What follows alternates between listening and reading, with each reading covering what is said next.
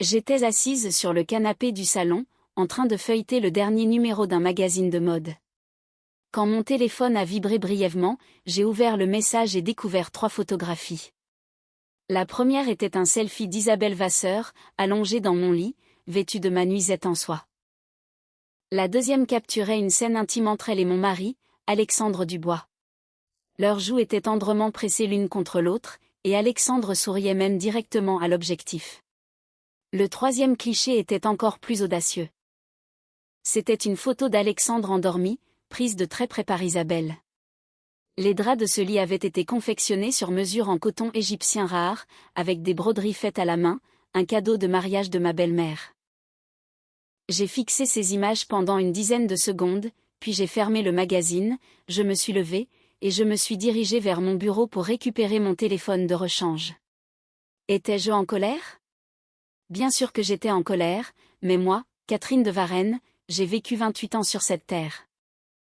Et la seule chose dans laquelle j'ai surpassé beaucoup de gens, c'est l'art de ne jamais prendre de décision sous le coup de l'émotion. Quelle est l'utilité des larmes et des crises de nerfs ? À quoi bon chercher une confrontation directe avec Alexandre ? S'il a eu le culot de me tromper, il n'avouera jamais de toute façon. Le fait qu'Isabelle ait osé m'envoyer ces photos signifiait qu'elle était certaine de provoquer une réaction explosive de ma part. Si je faisais un scandale, j'aurais perdu. Si je gardais mon sang-froid, je serais la gagnante. J'ai utilisé le téléphone de secours pour faire des captures d'écran de tout l'historique de la conversation, du début à la fin. L'archive comprenait les 3 photos, le message où elle affirmait qu'Alexandre m'avait comparé à un piquet au lit, ainsi que les horodatages et les informations de son profil. Ensuite, j'ai synchronisé les captures d'écran avec mon stockage en ligne et j'ai sauvegardé une copie sur une clé USB. Une fois cela fait, j'ai composé le numéro de Vincent Arnaud. Vincent Arnaud était un détective privé, un ancien des services de renseignement. Par le passé, il m'avait aidé à monter des dossiers sur des concurrents de l'entreprise. Son travail se distinguait toujours par sa précision, sa rigueur et une confidentialité absolue.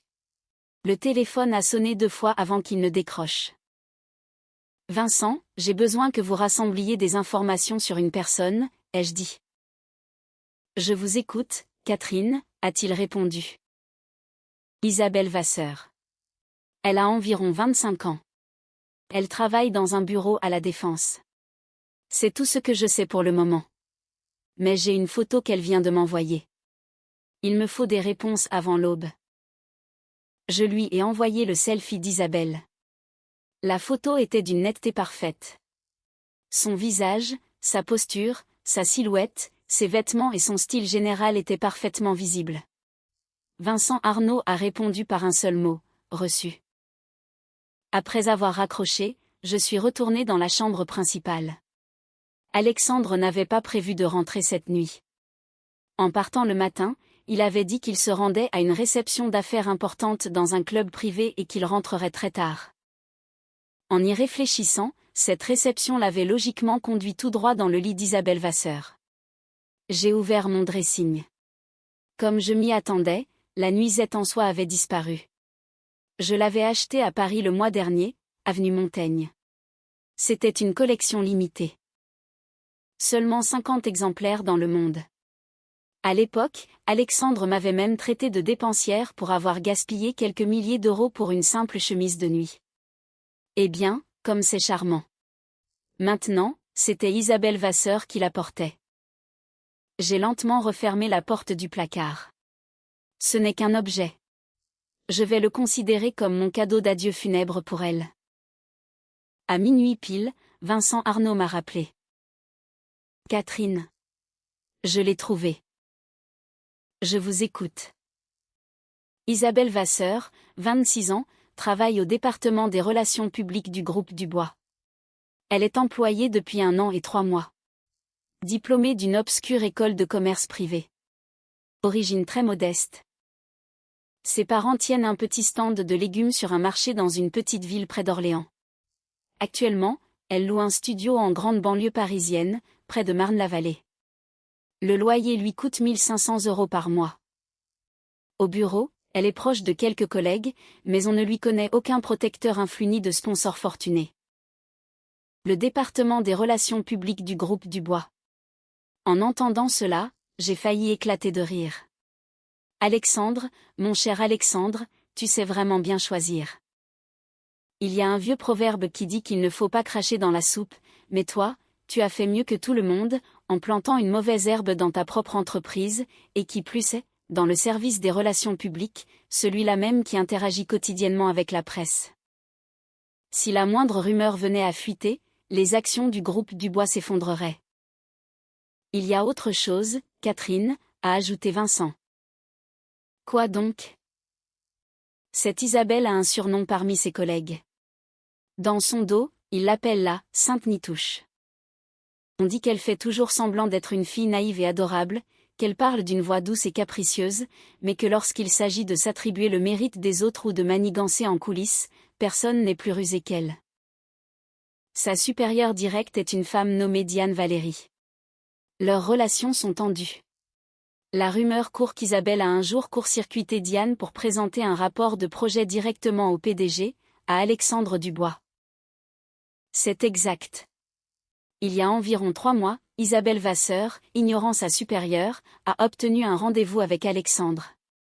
Diane Valéry était furieuse, mais cela n'a servi à rien, car le PDG lui-même a signé l'ordre de titulariser Isabelle à la fin de sa période d'essai. Cela signifiait qu'Alexandre et Isabelle étaient ensemble depuis au moins 3 mois. Je me suis adossée au dossier du canapé, tapotant l'accoudoir du bout des doigts. 3 mois, 100 jours.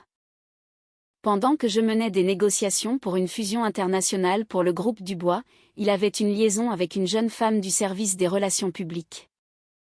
Vincent, mettez-la sous surveillance.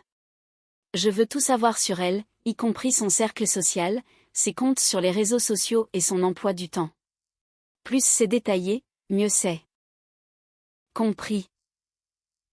Après avoir raccroché, je me suis approchée de la baie vitrée. Dehors, les lumières de Paris scintillaient dans la nuit. La tour Dubois, à la Défense, située à quelques kilomètres de moi, avait encore ses derniers étages allumés. Qui sait quels employés dévoués y faisaient encore des heures supplémentaires, consacrant toute leur énergie à bâtir l'empire d'Alexandre Dubois. Pendant ce temps, la maîtresse légitime de cet empire était ouvertement provoquée par une amante devenue complètement insolente. J'ai repris mon téléphone et j'ai de nouveau regardé les 3 photos envoyées par Isabelle. La jeune femme sur la photo était indéniablement belle, un visage ovale, de grands yeux, une peau claire et des fossettes quand elle souriait. Mais l'éclat de triomphe satisfait dans son regard était trop évident, comme celui d'un petit enfant qui a volé le jouet d'un autre et qui brûle d'impatience de s'en vanter devant tout le monde. Stupide. Quelle idiote. En évoluant dans la haute société depuis tant d'années, j'ai vu de nombreuses maîtresses intelligentes. Elles savaient prendre soin d'elles, connaissaient leur place et comprenaient parfaitement avec qui elles pouvaient s'associer et qui il valait mieux éviter. Un personnage aussi suicidaire qu'Isabelle Vasseur, je n'en avais que très rarement rencontré. Peut-être avait-elle décidé que, puisqu'Alexandre la gâtait, elle disposait désormais d'un levier pour me défier. Peut-être pensait-elle que l'envoi de quelques photos me ferait perdre mon sang-froid, me pousserait à pleurer et à courir demander le divorce à Alexandre, lui laissant ainsi la voie libre pour monter sur le trône. Peut-être considérait-elle Catherine de Varenne comme une simple poupée magnifique, qui avait fait un bon mariage grâce au statut de sa famille. Mais elle ne savait rien de l'accord de fusion majeur qui avait secoué tout le marché français l'année précédente, dont j'avais écrit la stratégie de la première à la dernière ligne. Elle ne savait rien de la crise de réputation qui avait failli mettre l'entreprise en faillite il y a 2 ans, une crise que j'avais moi-même éradiquée à la racine. Lorsque les anciens actionnaires avaient acculé cet idiot d'Alexandre lors d'un conseil d'administration, c'est moi qui étais assise à côté de lui chuchotant mot pour mot ce qu'il devait dire pour conserver son poste. Que serait Alexandre Dubois sans Catherine de Varenne? L'écran du téléphone s'est éteint, reflétant mon visage. Je souriais. Oui, je souriais, parce qu'une idée magnifique m'était venue à l'esprit. Isabelle Vasseur ne travaillait-elle pas au service des relations publiques du groupe Dubois? N'était-ce pas son image professionnelle qui la préoccupait le plus? Ne rêvait-elle pas de passer du statut de simple employée à celui d'épouse du PDG? Parfait. Alors, j'allais la rendre célèbre dans tout le réseau de l'entreprise. J'ai ouvert la liste de contacts de mon téléphone et j'ai trouvé le numéro que je cherchais. Il appartenait à Diane Valéry, la directrice des relations publiques du groupe Dubois. Nous avions échangé nos numéros pour des raisons professionnelles. J'ai trouvé quelques autres numéros, celui du directeur des ressources humaines, du chef du service administratif et de plusieurs vice-présidents. Ensuite, je me suis connectée à l'intranet du groupe Dubois. En tant qu'épouse du PDG, j'avais un niveau d'accès qui me permettait de consulter l'organigramme et l'annuaire complet des employés. J'ai rassemblé les adresses e-mail et les comptes professionnels de tout le personnel du service des relations publiques, de Diane Valéry jusqu'au dernier stagiaire. Au total, 127 contacts. 127 personnes. Demain matin, en ouvrant leur messagerie professionnelle, ils recevraient tous un cadeau très spécial. J'ai joint les 3 photos à l'email, ainsi qu'une capture d'écran de la conversation qu'elle m'avait envoyée. Après un instant de réflexion, j'ai rédigé un texte d'accompagnement. J'ai écrit qu'une employée de leur service, Isabelle Vasseur, m'avait envoyé ces clichés à minuit, accompagné d'un message affirmant qu'Alexandre m'avait comparé à un piquet au lit. J'ai ajouté qu'en tant qu'épouse légitime du PDG du groupe Dubois, Alexandre Dubois, je considérais le comportement de cet employé comme une violation flagrante de l'éthique professionnelle et des normes de la morale d'entreprise. J'adressais officiellement une plainte au département des ressources humaines et à la direction du groupe, exigeant qu'une enquête soit menée sur cette situation avec la plus grande sévérité. Signature, Catherine Dubois. J'ai programmé l'envoi différé de l'email. Dans le champ des destinataires se trouvaient les 127 adresses des employés, et en copie cachée, j'avais ajouté l'adresse officielle du service de sécurité, celle de la direction des ressources humaines et le secrétariat du conseil d'administration. L'heure d'envoi était fixée à 9h une précise le lendemain matin. 9h, c'est le moment où tout le bureau arrive, allume les ordinateurs et commence la journée de travail. Après avoir réglé tout cela, j'ai posé mon téléphone et je suis allée dans la salle de bain. La température de l'eau était parfaite. J'ai pris le temps de me laver les cheveux, d'appliquer mes soins, et j'ai même eu l'envie de faire un masque en tissu pour le visage. Le miroir reflétait une femme de 28 ans, soignée, aux traits réguliers, dégageant une noblesse tranquille, cette beauté qui se révèle plus profondément à mesure qu'on la regarde. L'année de mon mariage avec Alexandre, tout Paris disait que notre union était une évidence. Un homme beau et talentueux épousait une femme magnifique, à sa hauteur. En y repensant maintenant, en quoi consistait exactement le talent d'Alexandre Dubois? Il avait simplement eu la chance de naître dans la bonne famille. J'ai retiré le masque, je suis sortie de la salle de bain et j'ai jeté un œil à l'écran de mon smartphone. Isabelle Vasseur avait envoyé 2 autres messages. Elle me demandait pourquoi je restais silencieuse si j'étais en colère, et se vantait qu'Alexandre passait la nuit chez elle, ajoutant que la vue de mon visage froid et arrogant l'agaçait chaque fois qu'il rentrait à la maison. J'ai posé mon portable, j'ai décroché le combiné du téléphone fixe sur la table de chevet et j'ai composé le numéro de mon mari. Il a répondu dès la première sonnerie. Catherine. La voix d'Alexandre était étouffée. Un silence complet régnait en arrière-plan. Il n'était manifestement pas à une réception d'affaires bruyante. Chérie, ai-je dit de ma voix la plus douce. Tu rentres dormir ce soir? Il y a eu une pause d'une seconde à l'autre bout du fil. Ce ne sera pas possible ce soir. Je suis encore en négociation avec des partenaires. Je vais probablement devoir rester jusqu'au matin. Je vois. Prends soin de toi et ne bois pas trop de café. Oui, va te coucher. Bonne nuit. J'ai raccroché. Le sourire a lentement disparu de mon visage. Des négociations avec des partenaires? Depuis quand Isabelle Vasseur était-elle devenue une partenaire d'affaires? Mais tout allait bien. Alexandre, tu aimes passer du temps avec elle? Fais-le. J'étais très curieuse de voir si tu serais capable de sourire demain après-midi. J'ai éteint mon smartphone, débranché ma tablette et retiré le cordon du téléphone fixe de la prise. Puis je me suis glissée dans le lit, je me suis couverte et j'ai fermé les yeux. Cette nuit-là, j'ai dormi d'un sommeil exceptionnellement profond. Tandis que le monde autour de moi allait changer de manière irréversible dans à peine 9 heures. Le lendemain matin, à 7h30, mon réveil a sonné. Pas un appel téléphonique, mais le service de réveil de ma chambre d'hôtel. Oui, je n'avais pas du tout dormi à la maison. Après avoir coupé tous mes moyens de communication, j'étais immédiatement parti pour l'hôtel Four Seasons George V, près des Champs-Élysées, où j'avais réservé la suite présidentielle au dernier étage. Nous étions mariés depuis 3 ans, mais si l'on additionnait tout le temps que j'avais passé dans le manoir familial des Dubois à Neuilly-sur-Seine, on arriverait à peine à 2 ans. Le reste du temps, je vivais ici. Alexandre ne s'en doutait même pas, car il ne s'était jamais vraiment soucié de savoir si je dormais à la maison ou non. Après m'être préparé, j'ai commandé le petit déjeuner en chambre. Lorsque le serveur a poussé le chariot, il m'a également tendu une enveloppe épaisse. Madame Dubois, ceci a été laissé pour vous à la réception hier soir, tard. Il n'y avait pas d'adresse d'expéditeur sur l'enveloppe, mais je savais parfaitement de qui elle venait. J'ai ouvert le papier, à l'intérieur se trouvait une pile de photos et un dossier volumineux. Vincent Arnaud ne décevait jamais. Les clichés illustraient la vie quotidienne d'Isabelle Vasseur. Ici, elle marche le dos voûté vers le métro, là, elle se promène dans un centre commercial, ici, elle rit à la table d'un café bon marché avec des amis. Et puis, quelques photos où on la voit entrer et sortir d'une résidence de luxe avec Alexandre. J'ai reconnu l'immeuble. C'était un hôtel particulier dans le Triangle d'Or, construit par une filiale du groupe Dubois l'année précédente et pas encore mis en vente. Alexandre y avait aménagé un penthouse avec vue à son nom, prétendant que l'appartement était destiné à loger des invités importants du groupe. Apparemment, les invités qu'il y recevait n'avaient rien de professionnel. Je buvais mon café en parcourant les photos.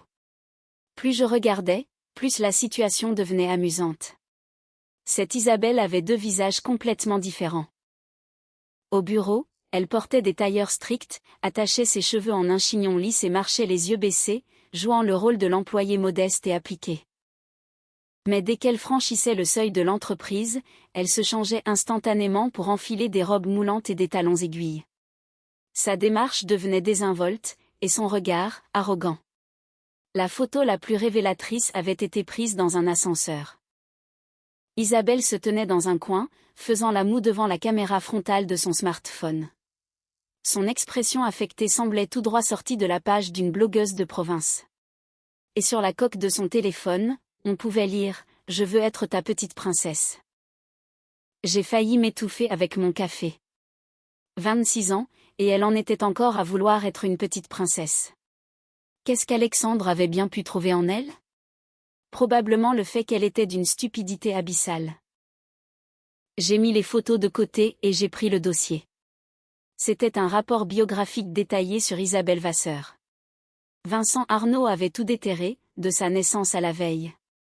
Chaque détail était consigné avec une précision protocolaire. Le vrai nom d'Isabelle Vasseur était Rose Martin. Elle était née dans une petite ville de province en déclin, dans le Loiret. Son père, Grégoire, louait un emplacement sur un marché aux puces, vendant des vêtements bon marché et des légumes. Sa mère, Tamara, vendait des pommes sur l'étal voisin. Dans sa ville natale, elle avait un frère cadet, Kevin, de 3 ans son cadet, connu localement comme un petit délinquant et un fainéant, qui avait à peine terminé le lycée et vivait exclusivement de l'argent que sa sœur lui envoyait. À 18 ans, Rose avait réussi à entrer dans une obscure école de commerce privée à Paris, finançant ses études avec de l'argent qu'elle empruntait à tout le monde. En 2e année, elle a officiellement changé son nom et son prénom, passant de Rose Martin à Isabelle Vasseur. Elle disait à ses connaissances que son ancien nom sonnait trop provincial et l'empêchait de percer dans la capitale. Après avoir changé de papier, elle a semblé vouloir renaître, apprenant à se maquiller, changeant sa garde-robe et commençant à imiter l'élocution des Parisiennes aisées. Après avoir obtenu son diplôme, elle est restée 6 mois sans travail, puis, par des moyens obscurs, a trouvé un poste de secrétaire dans une petite entreprise, d'où elle a été licenciée au bout de 9 mois, avant de changer plusieurs fois d'emploi. Elle ne restait jamais longtemps nulle part, jusqu'à ce qu'1 an et 3 mois plus tôt, elle réussisse miraculeusement son entretien au groupe Dubois et atterrisse au service des relations publiques. C'est là que je me suis arrêtée. Je connaissais parfaitement la politique de recrutement du groupe. Pour les postes subalternes, un diplôme des meilleures grandes écoles était exigé, comme HEC, Sciences Po ou l'ESSEC, et pour le service des relations publiques, on ne recrutait que des candidats avec un parcours académique brillant ou une solide expérience dans de grandes agences. Isabelle n'avait qu'un diplôme d'une école de 3e ordre. Son CV ne tenait absolument pas la route. Sur quelle base avait-elle été embauchée? La réponse se trouvait à la page suivante. Le rapport incluait une copie de la fiche d'évaluation de son entretien pour le service des relations publiques. Les notes des 5 examinateurs étaient extrêmement basses. Dans la section des conclusions, il était écrit « Niveau d'études insuffisant. Expérience professionnelle inexistante. Non recommandé pour le poste. » Mais tout en bas du document, une note avait été ajoutée d'une écriture large et assurée, « Recommandé pour l'embauche », suivie de la signature, Alexandre Dubois. C'était bien lui. J'ai pris une profonde inspiration et j'ai continué ma lecture. Une fois qu'Isabelle a pris ses fonctions, son travail pouvait se résumer en un mot, une catastrophe. Elle ne savait pas rédiger de communiqué de presse, ne comprenait pas les principes des relations avec les médias et avait du mal avec les logiciels de bureautique de base. La directrice du département, Diane Valéry, avait soumis à plusieurs reprises des rapports demandant son licenciement, mais sans succès. La raison était simple, Alexandre bloquait tout. Il y a 3 mois, le groupe a été confronté à une vague de publications négatives suite à des plaintes de clients sur la qualité de construction. Diane Valéry faisait travailler toute son équipe la nuit pour gérer la crise. En plein milieu de cette période de pointe, Isabelle, de sa propre initiative et ignorant totalement la hiérarchie, s'est rendue dans le bureau du PDG avec un rapport sur l'avancement des travaux. Après cette rencontre, non seulement Alexandre ne l'a pas réprimandé pour avoir enfreint les règles de l'entreprise, mais il a convoqué Diane Valéry pour lui reprocher d'être trop exigeante avec ses subordonnés. À partir de ce jour, Isabelle est devenue intouchable au sein du service. Ses collègues lui ont donné ce surnom ironique, car elle paraissait toujours faible et sans défense, mais poignardait dans le dos plus vite que n'importe quel rival. Certains l'avaient vue déjeuner avec Alexandre dans des restaurants chics du 8e arrondissement. D'autres avaient remarqué qu'elle portait des sacs à main dont la valeur dépassait son salaire annuel. Et d'autres encore l'avaient vue monter dans la Mercedes Maybach aux vitres teintées du PDG après le travail. Absolument tout le monde au sein du groupe Dubois était au courant, mais préférait se taire, comprenant qu'un conflit avec Isabelle signifiait un conflit avec Alexandre Dubois. J'ai refermé le dossier et je me suis adossé à mon fauteuil. Le soleil matinal inondait la suite lumineuse du Georges V. Je tenais une tasse de café refroidi, observant le flot de voitures en bas, tandis que mon cerveau tournait à plein régime. Isabelle n'était pas une adversaire intelligente. Elle se comportait de manière trop provocante, trop désespérée, voulant montrer à tout le monde qu'elle avait trouvé un soutien solide. Avec un tel caractère, on ne survit pas une semaine dans la haute société. Mais au sein de l'entreprise, sous la protection d'Alexandre, elle se sentait la maîtresse absolue.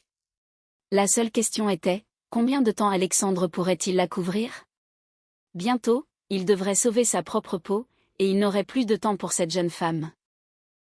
J'ai posé ma tasse sur la table et j'ai regardé mon téléphone.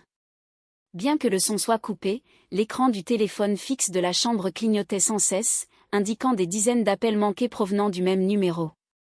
Alexandre Dubois.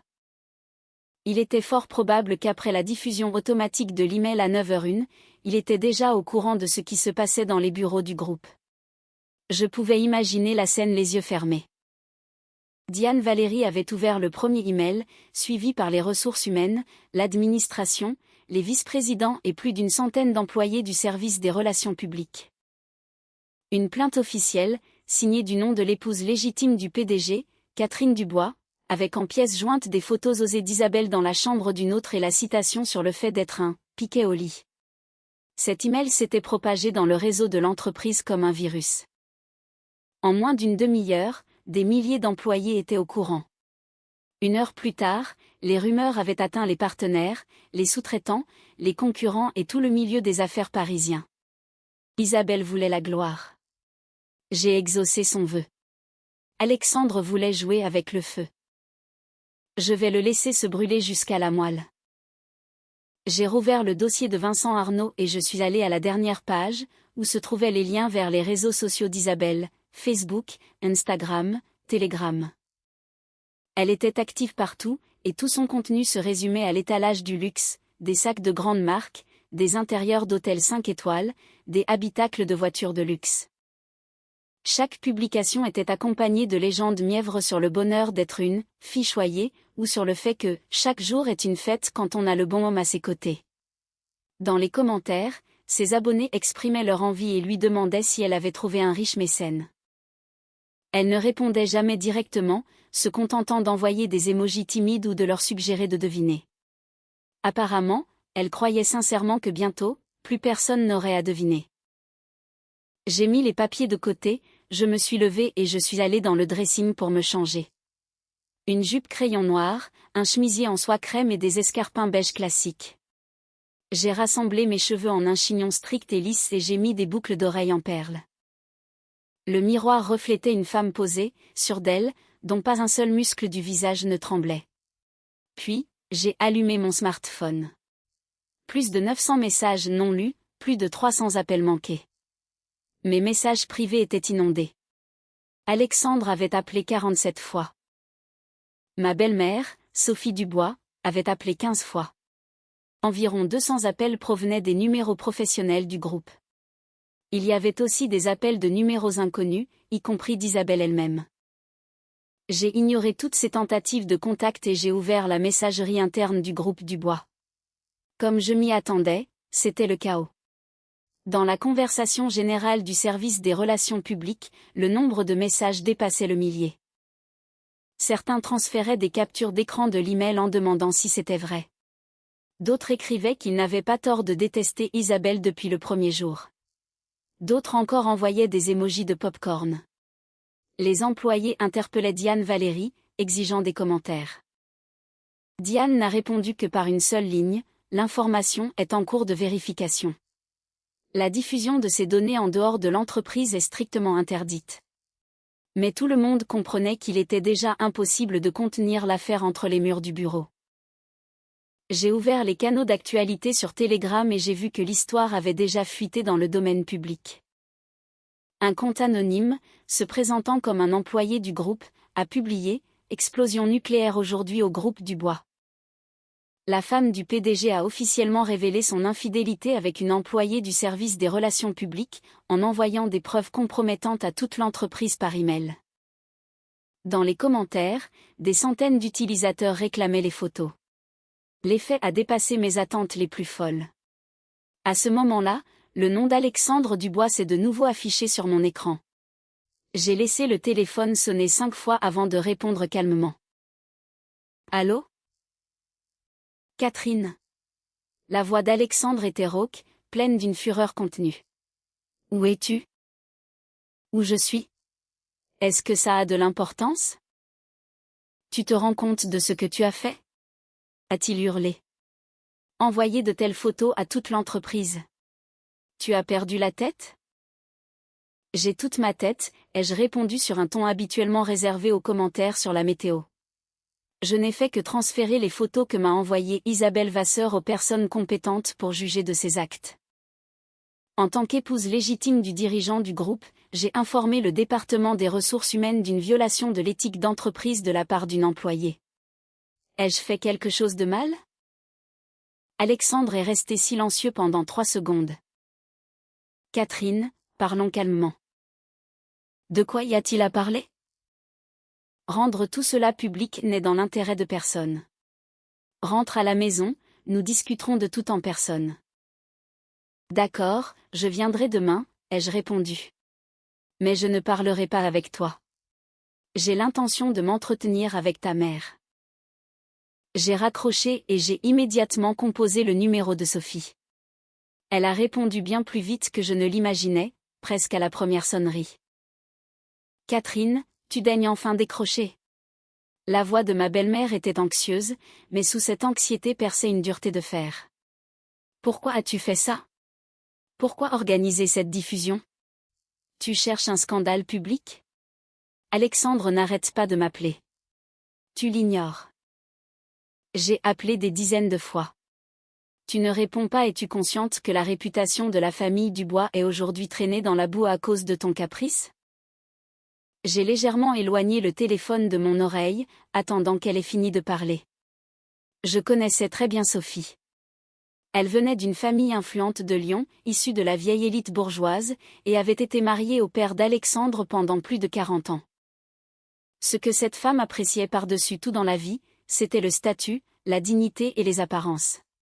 En son temps, mon défunt beau-père, Paul Dubois, avait régulièrement eu des liaisons. Sophie préférait faire comme si de rien n'était. Mieux encore, elle apparaissait au bras de son mari à toutes les réceptions officielles, affichant l'image inébranlable d'une famille parfaite. Elle a supporté cela pendant 30 ans, attendant la mort de son époux pour concentrer entre ses mains le contrôle total de tous les actifs des Dubois. Je savais comment parler à une femme comme elle. Sophie, ai-je dit d'un ton aussi neutre que possible. D'abord, calmez-vous et écoutez-moi. Ma belle-mère a soupiré lourdement, mais ne m'a pas interrompu. Premièrement, ce n'est pas moi qui ai pris l'initiative de ces photos. Isabelle Vasseur a pris ces clichés elle-même et me les a envoyés pour se vanter. De plus, elle a joint aux photos une remarque offensante à mon égard. Voulez-vous savoir ce qu'elle a écrit exactement? Qu'a-t-elle écrit? Elle a écrit qu'Alexandre me trouve aussi passionné qu'un piquet au lit. Un silence s'est installé à l'autre bout du fil. Malgré la froideur de nos relations, Sophie restait une femme, et plus important encore, une femme qui avait enduré les infidélités de son mari. Elle comprenait mieux que quiconque le venin contenu dans cette phrase. Deuxièmement, ai-je continué, j'ai envoyé cela sur le réseau interne du groupe Dubois non pas pour le scandale, mais pour minimiser les dégâts. Minimiser les dégâts? Et tu appelles ça minimiser les dégâts? A-t-elle élevé la voix? Tout le groupe est en ébullition. Les canaux Telegram mondains discutent déjà des détails. Et c'est ça, minimiser? Sophie, permettez-moi de vous poser une question. Mademoiselle Vasseur est employée du groupe. Elle sait pertinemment qu'Alexandre est marié. Pourtant, elle entame une liaison avec lui et ose envoyer des preuves compromettantes à sa femme légitime, sans la moindre gêne. Si je n'avais pas mis un terme brutal à cela maintenant, jusqu'où pensez-vous qu'elle serait allée? Sophie est restée silencieuse. Elle serait devenue de plus en plus insolente chaque jour. Aujourd'hui, elle m'envoie des photos à moi, demain, elle les vendra à la presse à scandale, et après-demain, elle se présentera aux grilles de votre manoir de Neuilly avec un gros ventre pour faire une scène devant les gardes. C'est à ce moment-là que la réputation de la famille Dubois aurait été définitivement détruite. Pour l'instant, je contiens la situation dans la sphère de l'entreprise. C'est une leçon sévère pour elle et un avertissement pour Alexandre. Pour qu'il comprenne qu'on ne s'essuie pas les pieds sur Catherine de Varenne. Même si c'est le cas, il n'était pas nécessaire de faire un envoi de masse. N'aurait-on pas pu régler la question discrètement? Discrètement? Ai-je ricané. Sophie, lorsque vous régliez discrètement les problèmes avec les maîtresses de Paul, est-ce que tout se passait toujours bien? L'une d'entre elles ne s'est-elle pas présentée chez vous plus tard pour exiger une compensation financière? Ces mots ont frappé ma belle-mère comme une lame de couteau. Elle est restée silencieuse très longtemps. Tu as monté un dossier sur ma famille. Sa voix a baissé d'un ton. Je n'ai rien monté du tout. Alexandre l'a mentionné lui-même un jour. Il m'a raconté qu'enfant, il a vu une femme étrangère venir à la maison et provoquer un scandale. J'ai adouci mon ton. Sophie, je ne suis pas vous. En votre temps, vous avez supporté, parce que vous aviez vos raisons, mais moi, j'ai le choix. La famille de Varenne est peut-être moins fortunée que les Dubois, mais nous ne permettrons pas qu'on humilie notre nom. J'ai investi 3 ans de mon travail et de mes connaissances dans le développement du groupe Dubois. Si mon mari me répond de cette manière, je ne le tolérerai pas. Ma belle-mère a soupiré lourdement. Qu'est-ce que tu cherches à obtenir? Je veux qu'Isabelle Vasseur disparaisse du groupe pour de bon. Quant à Alexandre. J'ai marqué une pause. Tout dépend de sa position. Quelle position peut-il bien prendre? Il m'a appelé il y a une demi-heure, en panique. Le conseil d'administration exige une réunion d'urgence demain matin. C'est son problème. Sophie s'est de nouveau tue. Catherine, dis-moi honnêtement, tu avais planifié cela depuis longtemps? Depuis l'instant même où j'ai ouvert la première photo. Ma belle-mère a eu un sourire amer. Je t'avais sous-estimé. Sophie, je ne suis pas l'ennemi de la famille Dubois. Je défends ma dignité et mes intérêts. Si Alexandre reconnaît son erreur et se débarrasse de cette fille, j'envisagerai de préserver notre mariage. S'il s'obstine, nous appliquerons notre contrat de mariage. Je prendrai exactement la part qui me revient de droit. Pas 1 euro de plus, pas 1 euro de moins. Viens demain au manoir. Nous parlerons tous les 3. Entendu. Après avoir terminé l'appel, je me suis assise sur le canapé. La réaction de Sophie correspondait parfaitement à mes calculs. Elle ne prendrait ni mon parti, ni celui de son fils. La seule chose qui la préoccupe, c'est la préservation des actifs familiaux. Si je parvenais à lui prouver qu'une alliance avec moi était plus avantageuse pour le groupe que les frasques incontrôlées d'Alexandre, elle deviendrait mon allié. Sinon, elle essaierait de m'écraser. C'est pourquoi je devais démontrer ma force. J'ai pris le dossier de Vincent Arnaud et j'ai ouvert la section sur la surveillance des réseaux sociaux. J'ai examiné attentivement chaque publication où Isabelle se vantait de ses cadeaux. Une photo a particulièrement attiré mon attention. Il y a 3 mois, elle avait posté un selfie depuis le Bon Marché, entouré de sacs de marque de luxe. La légende disait « Merci pour la surprise. Encore une journée de shopping de folie. » Dans les commentaires, quelqu'un s'était enquis du montant des achats. Elle avait répondu avec un emoji timide « Oh, pas grand-chose, environ 35 000 euros. » 35 000 euros. Le salaire officiel d'Isabelle Vasseur au service des relations publiques était de 2 500 € net par mois. Elle en dépensait 1 500 pour son loyer, plus les dépenses courantes. À la fin du mois, elle était inévitablement à sec. D'où sortait-elle 35 000 € pour une seule virée shopping? La réponse était évidente. J'ai fait une capture d'écran de la publication et je l'ai sauvegardée dans un dossier séparé. Ensuite, j'ai ouvert la version électronique du règlement d'éthique d'entreprise du groupe Dubois. 2 articles m'intéressaient. Le premier, il est formellement interdit aux employés d'utiliser leur position de service et leurs relations personnelles avec la direction de l'entreprise pour obtenir des avantages matériels indus. Le second, en cas d'acte commis par un employé portant un préjudice substantiel à la réputation commerciale du groupe, l'employeur se réserve le droit de résilier immédiatement le contrat de travail sans versement d'indemnité de départ. Les agissements d'Isabelle violaient ces 2 articles. Elle avait été embauchée grâce à sa liaison avec le PDG, et c'est elle qui avait provoqué un scandale de réputation.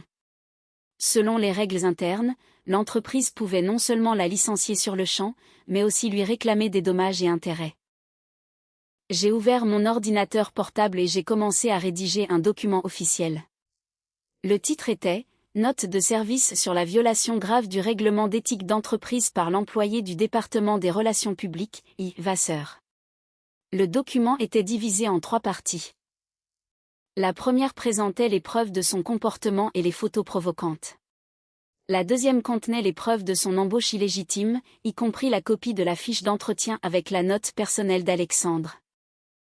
La troisième rassemblait des données financières prouvant l'utilisation des fonds du groupe pour entretenir cet employé. En conclusion, j'écrivais qu'en tant qu'actionnaire et épouse du dirigeant de l'entreprise, j'exigeais le licenciement immédiat de mademoiselle Vasseur, avec l'intervention du service juridique pour évaluer ses actes. Si la direction du groupe ne prenait aucune mesure dans un délai de 7 jours ouvrables, je me réservais le droit de saisir les autorités compétentes. J'ai imprimé le document en 3 exemplaires et j'ai signé. Un exemplaire était destiné au conseil d'administration, le deuxième à la direction des ressources humaines. Le troisième restait en ma possession. Il était 15 heures. Je me suis levée, je me suis étirée et je me suis approchée de la fenêtre. Depuis la hauteur de la suite présidentielle, le panorama de Paris était à couper le souffle. L'imposante silhouette de la tour du Bois reflétait les rayons du soleil, ressemblant à une lame de géant. Quelle tête cette lame allait-elle couper demain? Tout dépendait du choix d'Alexandre. Un appel d'un numéro inconnu a retenti. J'ai répondu. À l'autre bout du fil, une voix brisée, tremblante de larmes et de colère. Catherine de Varenne, vous êtes complètement folle. Comment avez-vous osé diffuser mes photos? Savez-vous seulement à qui vous avez affaire? Je ne l'ai pas laissé terminer. Quand tu me les as envoyées, m'as-tu demandé la permission? Ces photos sont devenues ma propriété, et j'en ai disposé comme je l'entendais. Vous avez violé ma vie privée. Je vais porter plainte. Vas-y, ai-je dit calmement, en regardant par la fenêtre. Vas-y tout de suite, et quand tu auras déposé ta plainte, nous montrerons tes messages à l'enquêteur. Laissons les forces de l'ordre déterminer qui a violé les droits de qui. Une maîtresse qui envoie des photos indécentes à la femme légitime. Et au passage, nous demanderons de vérifier l'origine des 35 000 € dépensés au bon marché. On verra ce que tu diras au fisc. Un silence de mort s'est installé dans le combiné. Isabelle, je vais te donner un conseil gratuit, ai-je dit, en articulant chaque mot. Reste tranquille et attends ton ordre de licenciement. Si tu essaies de me contacter encore une fois, le prochain lot de photos n'ira pas dans la messagerie de l'entreprise. Tes parents sur le marché près d'Orléans les recevront, ainsi que les amis de ton petit frère Kevin. Tu veux vérifier? La voix d'Isabelle a changé instantanément. La colère avait disparu, ne laissant place qu'à une peur animale. Comment? Comment savez-vous pour ma famille? Je sais tout. Ne m'appelle plus. J'ai raccroché et j'ai bloqué le numéro. Ensuite, j'ai mis la note de service dans une enveloppe épaisse, que j'ai adressée au secrétaire du conseil d'administration. Le soir tombait. C'était le dernier calme avant la tempête de demain. Le lendemain matin, je me suis réveillée à 6h30, j'ai pris une douche, je me suis coiffée et maquillée légèrement. J'ai choisi une robe en velours vert foncé, un manteau en cachemire noir et des escarpins. À mes oreilles scintillaient des boucles d'oreilles en émeraude, parfaitement assorties à ma robe. La femme dans le miroir avait une apparence impeccable, rappelant une lame dissimulée dans son fourreau. À 8h précises, j'ai quitté l'hôtel. En sortant du parking souterrain, j'ai appelé le détective. Vincent, le colis a été livré? Absolument, Catherine. Hier à 22h, le paquet a été remis au chef de la sécurité du groupe. Ce matin, le secrétaire du conseil d'administration sera le premier à ouvrir le courrier. Merci pour votre travail. C'est un plaisir. Et un dernier détail, Catherine. Hier, tard dans la nuit, mademoiselle Vasseur s'est rendue aux Pantous d'Alexandre dans le Triangle d'Or. Elle y est restée jusqu'à 3h du matin, puis elle est sortie en courant dans la rue, en larmes, le maquillage coulant. Mes hommes ont pris une photo. Je vous l'envoie tout de suite. Quelques secondes plus tard, la photo est arrivée. Isabelle, dans une robe froissée, se tenait sur le bord du trottoir, essayant d'appeler un taxi, le visage caché dans ses mains, secoué par les sanglots. J'ai regardé la photo quelques instants, puis j'ai posé mon téléphone. Les larmes n'étaient qu'un début. À 9h24, j'ai garé ma voiture devant le portail en fer forgé du somptueux manoir des Dubois à Neuilly-sur-Seine. La propriété s'étendait sur un immense terrain au milieu d'une pinède. L'immense maison de 3 étages de style classique avait été construite par le défunt Paul Dubois. Habituellement, le silence régnait ici, mais aujourd'hui, 3 voitures étaient déjà garées dans l'allée, la Maybach de représentation d'Alexandre, la Bentley argentée de Sophie et la Mercedes noire du directeur du service juridique du groupe, Maître Chevalier. Même le juriste en chef avait été convoqué. Je suis entrée dans le vaste hall. Tous les 3 m'attendaient déjà dans le salon. Sophie était assise au centre d'un canapé en cuir, une tasse de thé à la main. Son visage était impénétrable. Alexandre était assis à sa gauche, en costume froissé, les yeux rougis par l'insomnie. En me voyant, il s'est levé brusquement. Catherine. Je n'ai même pas tourné le regard vers lui, passant devant pour m'asseoir dans le fauteuil en face de ma belle-mère. Bonjour, Sophie. Ma belle-mère a posé sa tasse, examinant attentivement ma tenue, et son regard s'est arrêté sur le dossier que je tenais à la main. Tu as une apparence irréprochable. Pour une rencontre avec vous, il ne peut en être autrement. Alexandre s'est avancé vers moi. À 32 ans, il dégageait habituellement l'assurance d'un homme qui maîtrise sa vie, mais maintenant, il semblait avoir reçu une lourde gifle, un mélange de fureur, de honte et de panique se lisait sur son visage. Catherine, à quoi pensais-tu en organisant cette diffusion? Tu te rends compte de ce que tu as fait? Les membres du conseil d'administration n'arrêtent pas de m'appeler. Je l'ai regardé avec un sourire glacial. Alexandre, pourquoi crier? Ce n'est pas moi qui ai pris ces photos. C'est ta petite amie qui les a prises et me les a envoyées. Je n'ai fait que l'aider à transmettre l'information à ses collègues. Ne révèle pas que tout le monde connaisse son statut particulier? J'ai sorti de mon sac une copie de la note de service et je l'ai jetée sur la table basse. Aujourd'hui, je t'ai rendu un autre service. Ce document a été déposé ce matin sur le bureau du secrétaire du conseil d'administration. Il y est décrit en détail comment Isabelle est entrée dans l'entreprise, ce qu'elle faisait à son poste et combien de fonds de l'entreprise tu as dépensé pour elle. Essaie de deviner ce que dira le conseil après avoir lu ça. Le visage d'Alexandre a pâli. Il a saisi les papiers et a commencé à les feuilleter frénétiquement. À la page où se trouvait la copie de sa note personnelle pour l'embauche d'Isabelle, ses mains se sont mises à trembler visiblement. D'où tu as ça?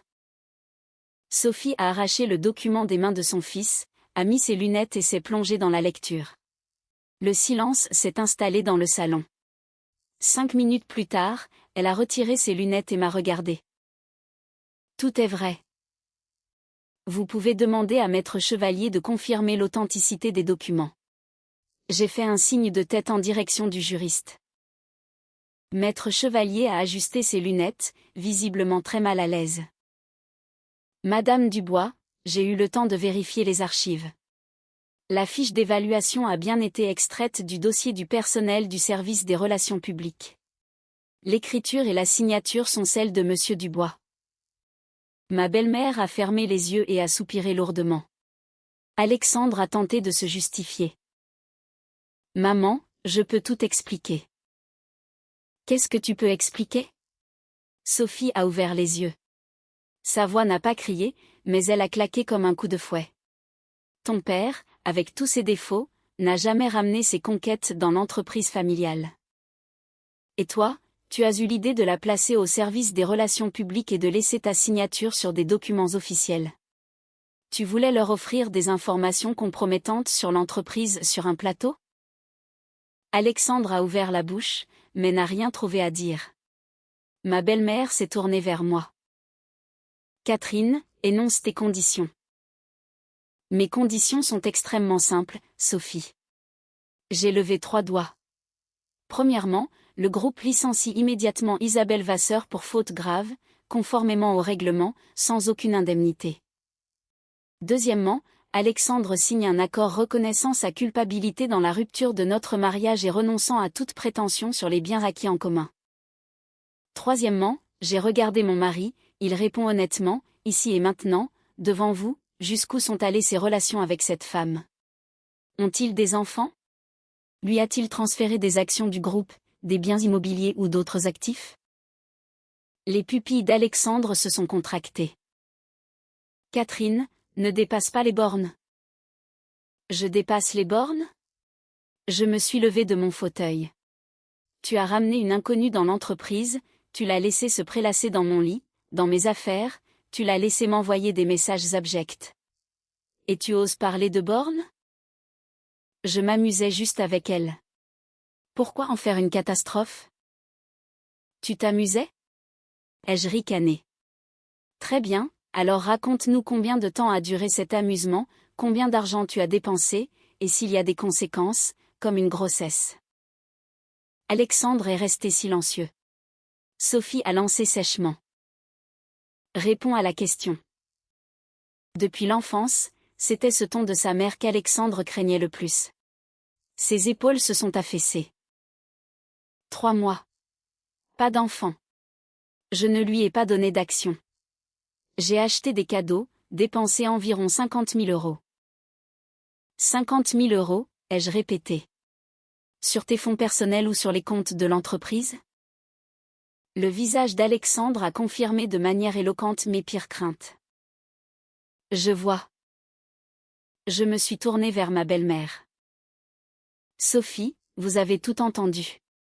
Selon notre contrat de mariage, en cas d'infidélité, la partie coupable perd droit à la moitié des actifs.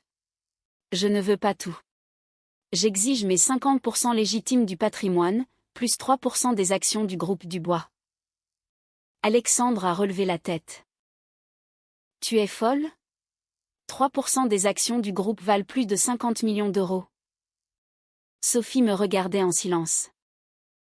Sophie, ai-je expliqué, je n'ai pas besoin des droits de vote attachés à ces actions, seulement des dividendes. De plus, je suis prête à signer un engagement de ne pas les vendre à des tiers tant qu'Alexandre occupera le poste de PDG. J'ai besoin d'une garantie. Après tout, la valeur que j'ai apportée au groupe au cours de ces 3 années vaut bien plus que 50 millions. Ma belle-mère a réfléchi très longtemps. Catherine, as-tu définitivement décidé de divorcer? Cela dépend de lui. J'ai regardé Alexandre. As-tu l'intention de cesser tout contact avec Isabelle Vasseur? Je cesserai. Bien sûr que je cesserai, Alexandre s'est agrippé à cette bouée de sauvetage. Je signerai son ordre de licenciement aujourd'hui même. Nous verrons. Mais je te préviens, si j'apprends le moindre contact avec elle ou avec n'importe quelle autre femme, il n'y aura pas de prochaine discussion. Je lancerai une procédure pour changer de PDG via le conseil d'administration. Alexandre a pâli, mais a hoché la tête.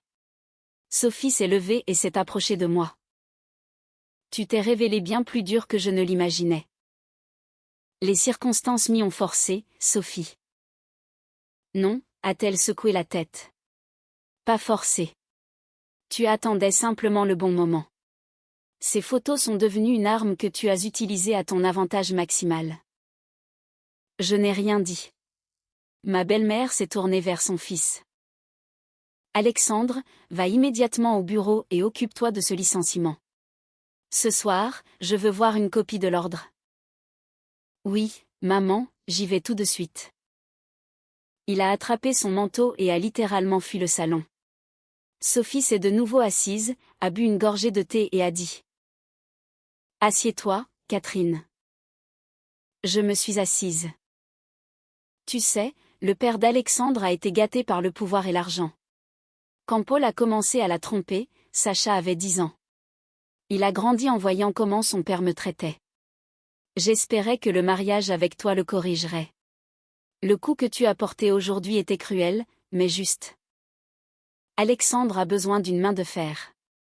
Ni moi, ni le conseil d'administration ne pouvons le contrôler, mais toi, tu le pourras.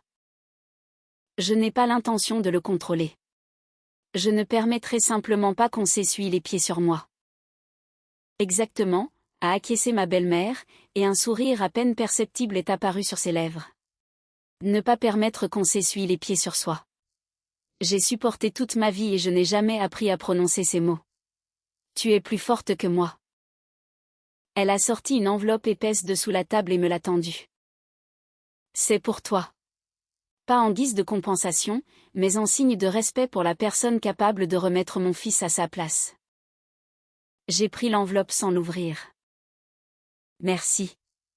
Reste dormir ici ce soir, au manoir. Ne retourne pas à l'hôtel. C'est ta maison, et personne n'osera dire le contraire.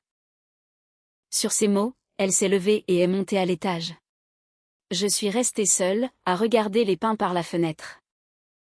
Pendant ce temps, à l'autre bout de Paris, Isabelle Vasseur vivait le jour le plus terrible de sa vie. En quittant le manoir, Alexandre n'est pas allé directement au bureau. Il s'est élancé sur l'autoroute A14, écrasant l'accélérateur. Le compteur de la Maybach a dépassé les 150 km/h. Un chaos absolu régnait dans sa tête. Le visage froid et analytique de Catherine ne quittait pas ses pensées. Pendant 3 ans de mariage, il l'avait considérée comme une compagne mondaine parfaite, pratique et belle. Il n'aurait jamais pu imaginer la partie d'échecs qui se déroulait dans son esprit. Le téléphone a sonné. Isabelle s'est affichée à l'écran. Il a hésité, puis a répondu. Oui. Alexandre, a-t-elle crié. Où êtes-vous? Au bureau, tout le monde me regarde, il chuchote dans les coins. Diane Valérie a annoncé devant tout le monde qu'elle préparait mon ordre de licenciement. Venez vite. Alexandre a froncé les sourcils. Tu es où, là? Je me suis enfermée dans les toilettes. J'ai peur de sortir. Vous aviez promis de me protéger. La voix d'Isabelle virait à l'hystérie, mais cela ne provoquait plus chez Alexandre qu'une irritation sourde. Il y a encore 3 mois, ce babillage naïf lui semblait charmant, surtout en contraste avec sa femme trop intelligente, écrasante par son intellect. Catherine comprenait les rapports financiers mieux que lui, et à ses côtés, il se sentait mené. Isabelle, elle, le regardait avec admiration, buvant ses paroles.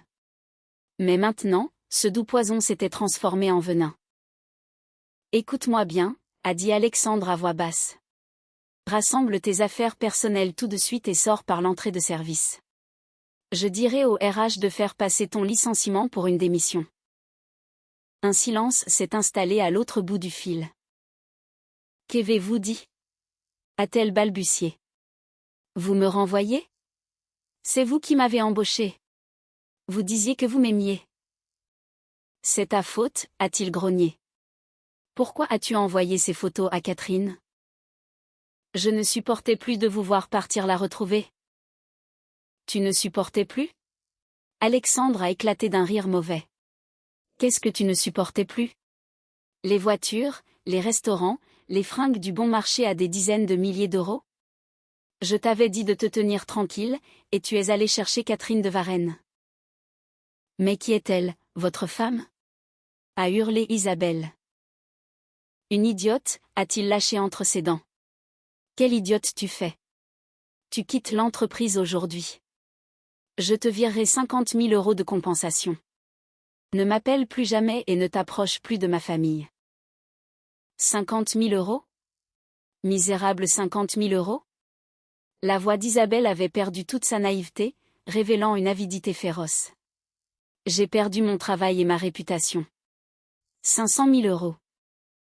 Sinon, je vais voir la presse et je balance tous vos relevés de cartes et vos signatures personnelles sur les documents. La vue d'Alexandre s'est brouillée de rage. Il s'est souvenu de l'avertissement de sa femme, si le scandale éclatait dans la presse, Catherine utiliserait sa note de service, et le conseil d'administration le détruirait. Je te virerai l'argent demain, a-t-il râlé. Mais tu signeras un accord de confidentialité. L'argent d'abord, a-t-elle déclaré avant de raccrocher. Alexandre a frappé le volant. Ce n'était pas Isabelle qu'il craignait, c'était sa femme qu'il redoutait à en mourir. Pendant ce temps, au 24e étage de la Tour du Bois à la Défense, Isabelle était assise par terre dans les toilettes pour dames, secouée de sanglots. Dehors, les portes claquaient, ses collègues la critiquaient. Tu as vu l'email de ce matin? La voilà, la sainte Nitouche. Elle est sortie avec le patron, et en plus, elle a été insolente avec sa femme. Sa femme vient de la famille de Varenne. Elle va la réduire en poussière. Isabelle se bouchait les oreilles. Elle pensait qu'elle allait gagner, qu'elle prendrait la place de la maîtresse du manoir de Neuilly. Mais Catherine n'avait même pas fait de crise. Elle avait simplement, de sang-froid, appuyé sur un bouton et détruit sa vie. La porte de la cabine s'est ouverte. Isabelle, les jambes flageolantes, est sortie dans le couloir. Des employés du service des relations publiques et 2 gardes de sécurité l'entouraient. En silence, elle a rejoint son bureau, où l'attendait déjà un carton vide. À côté de Diane Valérie se tenait la directrice adjointe des ressources humaines. Mademoiselle Vasseur a déclaré officiellement la responsable RH, conformément au règlement de l'entreprise, pour utilisation de votre position à des fins personnelles et pour avoir porté atteinte à la réputation du groupe, votre contrat de travail est résilié. Vous avez 30 minutes pour rassembler vos affaires, après quoi la sécurité vous escortera jusqu'à la sortie. Des chuchotements narquois se sont fait entendre. Isabelle, les mains tremblantes, a commencé à jeter dans le carton sa tasse, ses carnets, son maquillage. Chaque geste était accompagné de regards moqueurs. Rendez votre badge et signez l'ordre de licenciement. Elle a apposé une signature tremblante. Personne ne lui a dit un mot d'adieu. Accompagnée par la sécurité, elle est descendue en ascenseur jusqu'au hall spacieux du rez-de-chaussée. Mais à la sortie, près des portes tournantes, un nouveau choc l'attendait. Au centre du hall se tenaient 3 personnes, sa mère Tamara, son père Grégoire et son frère Kevin. Ils avaient l'air dépenaillés après leur long trajet de province. Rose.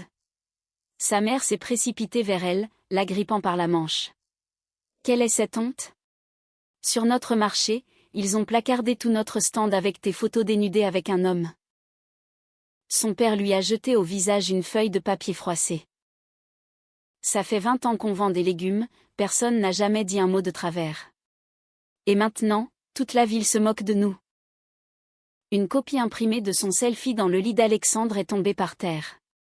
Les passants dans le hall ont commencé à s'arrêter, sortant leur téléphone. Kevin a écrasé la photo avec sa basket. Tu nous as bien fait honte, sœurette. Je me vantais devant les potes que tu travaillais à la Défense, et en fait, c'est en passant par le lit que tu y es arrivé. Isabelle a fondu en larmes. Maman, papa, partons d'ici. Tamara a levé la main et a donné une gifle retentissante à sa fille. J'ai payé tes études avec mes dernières économies pour que tu deviennes quelqu'un, et regarde ce que tu es devenu. Ton frère va se marier. Qui voudra de lui maintenant, après un tel scandale? Son père l'a brutalement saisi par le coude. Allez, on rentre au village. Assez de honte. Isabelle a laissé tomber son carton. La tasse en céramique s'est brisée en 1000 morceaux. Sous les objectifs des smartphones, son père l'a traînée vers la sortie, où était garée leur vieille fourgonnette rouillée. En se retournant, elle a jeté un dernier regard aux étages vitrés de la tour du bois. Les mots de Catherine lui sont revenus en mémoire, je sais tout. Maintenant, elle comprenait que cette femme savait vraiment tout, et qu'elle avait méthodiquement réduit sa vie en ruine. Alexandre est resté dans son bureau sombre jusqu'au soir, fumant nerveusement cigarette sur cigarette. À 17h, Maître Chevalier est entré, le visage grave. Monsieur Dubois, une réunion extraordinaire du conseil d'administration est prévue pour demain à 10h. L'initiateur est Monsieur Romain Grégoire, membre du conseil. La question de votre suspension de vos fonctions le temps d'une enquête interne sera à l'ordre du jour. Monsieur Grégoire a en sa possession la note de service de votre épouse et les relevés des cartes de crédit de l'entreprise, y compris les dépenses au bon marché. De plus, la presse harcèle déjà le service de communication. Alexandre s'est approché de la fenêtre, contemplant les lumières de Paris. Maître Chevalier, qu'aurait fait mon père dans une telle situation? Monsieur Paul se serait immédiatement débarrassé du problème et aurait présenté ses excuses à son épouse, sans porter l'affaire devant le conseil, a répondu doucement le juriste. Alexandre a eu un sourire amer. J'ai épousé la femme la plus intelligente de Paris, et je l'ai trompée avec la plus grande des idiotes. Catherine ne veut pas divorcer, a-t-il dit en sortant un dossier de son tiroir. Voilà, j'ai préparé un accord. Je cède volontairement à Catherine 2% de mes actions du groupe à leur valeur nominale. Je veux que le conseil voie que je suis prêt à payer pour mes erreurs. Pendant ce temps, dans la suite du Georges V, Catherine recevait un appel de Vincent Arnaud, qui l'informait que les Vasseur avaient été ramenés dans le Loiret. Sur la table de Catherine se trouvait un accord de divorce avec une seule condition: en cas de nouvelle infidélité d'Alexandre, elle récupérerait 70% de leur patrimoine et 5% des actions du groupe. Elle a apposé sa signature. C'était son avertissement au conseil d'administration. Le lendemain matin, dans la salle de réunion du 24e étage, les 12 membres du conseil étaient rassemblés. Catherine était assise à côté de Sophie, vêtue d'un tailleur Chanel impeccable. Romain Grégoire a lancé l'attaque, exigeant des réponses sur le détournement de fonds et l'embauche illégale. Alexandre s'est levé et a publiquement reconnu sa culpabilité, déposant sur la table les documents de cession de 2% de ses actions à sa femme. À ce moment, Catherine s'est levée. Conformément à la loi, j'ai le droit d'exiger le remboursement de tous les fonds de notre budget commun dépensés pour une autre femme. Mais je ne suis pas venue pour l'argent. Elle a posé sur la table l'accord avec les conditions du divorce. Je veux que vous sachiez qu'en cas de récidive, je prendrai tout. Je n'ai besoin que de garanties. Romain Grégoire a tenté de protester contre cette ingérence dans les affaires familiales, mais Sophie a pris la parole. Catherine a raison. Je soutiens la proposition de suspendre temporairement Alexandre de son poste de PDG pour une durée d'1 mois, de le priver de sa prime annuelle et de l'obliger à rembourser les fonds détournés. La séance est levée. Ma belle-mère avait pris une décision ferme, protégeant son fils d'un licenciement complet tout en lui donnant une leçon. Dans la salle vide, Alexandre a promis à sa femme qu'en 1 mois, il résoudrait tous les problèmes et prouverait qu'il était digne d'elle. Dans l'ascenseur, Sophie a avoué à sa belle-fille qu'elle regrettait sa propre faiblesse dans sa jeunesse et a promis de lui compenser tout ce qu'Alexandre lui devait. En sortant du bureau, Catherine a reçu un message alarmant du détective. Depuis son village, Isabelle avait publié sur les réseaux sociaux un message menaçant le groupe, en joignant une photo floue d'un mémorandum secret avec des partenaires. Catherine a compris que, pendant son passage au service des relations publiques, Isabelle avait réussi à copier des documents confidentiels. Peu de temps après, ma belle-mère a invité Catherine dans le jardin du manoir et lui a proposé de lui céder une partie de ses actions pour renforcer son pouvoir au sein du groupe. Catherine a refusé les actions, mais a demandé un siège au conseil d'administration en tant qu'administratrice indépendante, représentant les intérêts de la famille de Varenne. Le même jour, Isabelle a publié un article secret du contrat du groupe concernant des garanties de rachat immobilier. Une semaine plus tard, lors du conseil d'administration, Catherine a été officiellement proposée au poste d'administratrice indépendante. Romain Grégoire a tenté de protester, invoquant un conflit d'intérêts, mais Maître Chevalier a confirmé la légalité de la procédure. Catherine a alors présenté les résultats d'un audit indépendant qui révélait des fuites d'informations dans le département des investissements stratégiques, dirigé par le fils de Romain Grégoire, Mathieu. Elle a lancé une enquête interne à grande échelle, acculant de fait ses opposants. À la majorité des voix, Catherine de Varenne a été élue au conseil d'administration. À la sortie de la tour, Alexandre l'attendait avec un bouquet de roses blanches. Il avait l'air fatigué, mais un respect sincère brillait dans son regard. Il l'a informé que les avocats avaient déposé une plainte auprès des autorités, pour divulgation de secrets commerciaux. Isabelle et son frère Kevin risquaient une peine de prison ferme. Sur le chemin du manoir, Alexandre a avoué avoir lu les journaux de son défunt père et s'être reconnu en lui avec horreur.